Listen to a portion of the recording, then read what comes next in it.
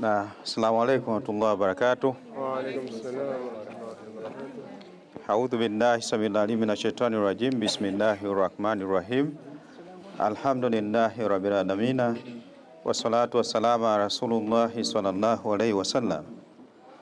Ama baada ya salamu, kwanza tumshukuru Allah subhanahu wa ta'ala kwa kutuwezesha wale ambao tumesafiri kutoka makwetu mpaka kufika hapa. Tunasema alhamdulillah, tunashukuru. Tunashukuru pia kwa wenyeji wetu ambao umetupokea, mapokezi makubwa, mapokezi mazuri, wenyeji wenye kituo pamoja na wenyeji mashehe wetu ambao tumejumuika kwa pamoja.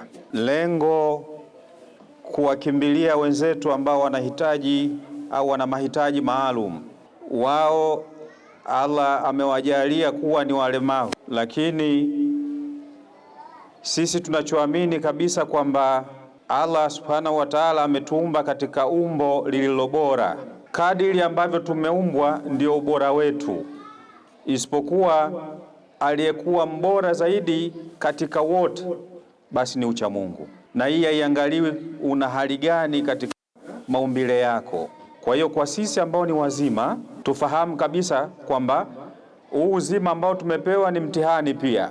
Allah atahesabu katika maumbile yetu, na wao wamepewa maumbile yale kama ni mtihani pia, lakini tunasema tunashukuru kwamba wao wameshajua hali zao ni hivyo. Sisi wengine hatujui wakati gani tutapatwa na lipi.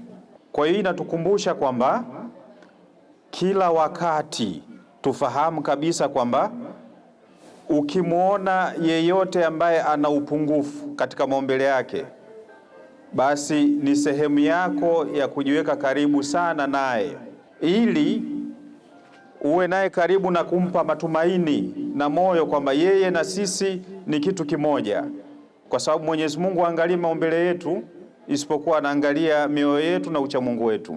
Kingine ambacho ni cha kujifunza na kushukuru zaidi ni kwamba tunapokutana kwa pamoja katika heri kama hii, basi kila hatua ambayo tunaipiga Allah huwa anatulipa malipo makubwa sana. Kwa hiyo kuja Nazal Foundation kwanza isiwe ni safari yetu ya mwisho, iwe ni ya kwanza. Allah tujalie tuweze kuja tena na tena na tena, kwa sababu mahitaji haya hayaishi kwa siku moja. Bado pia inatukumbusha kwamba kuna vituo vingine na sehemu zingine ambao ni wahitaji zaidi pia. Kwa hiyo hata huko kwingine Allah tuwezeshe pia tuweze kufika na kuwashika mkono.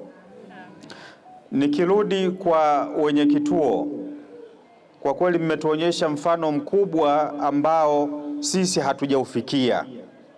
Sisi tunakuja kwa mara moja, tunawatembelea, tunatoa kidogo tulichokuwa nacho.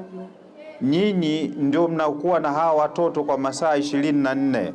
Mmefanya kazi kubwa na mnaendelea kufanya kazi kubwa sana, na ni ya mfano kwetu sisi. Tutoke na somo kwamba haya ndiyo maisha tunayotakiwa kuishi, kwa maana kwamba popote ulipo utakapoiona changamoto kwa binadamu wenzetu, tumia nafasi uliyokuwa nayo kuhakikisha kwamba unaweza kwa namna moja au nyingine kuitatua.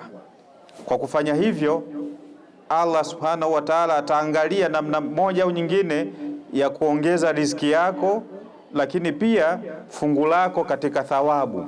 Mimi niseme nashukuru sana kwa kupewa nafasi hii ya kuzungumza haya machache. Sina mengi ya kusema, lakini nawapongeza pia watoto ambao wameona waje kujifunza haya wakiwa wadogo, ili wakuwe katika njia ya heri zaidi, ili waweze kufanya makubwa zaidi ya haya ambayo tunayafanya sisi. Wabillahi taufiki wa hadha. Assalamu alaikum wa rahmatullahi wa barakatuh.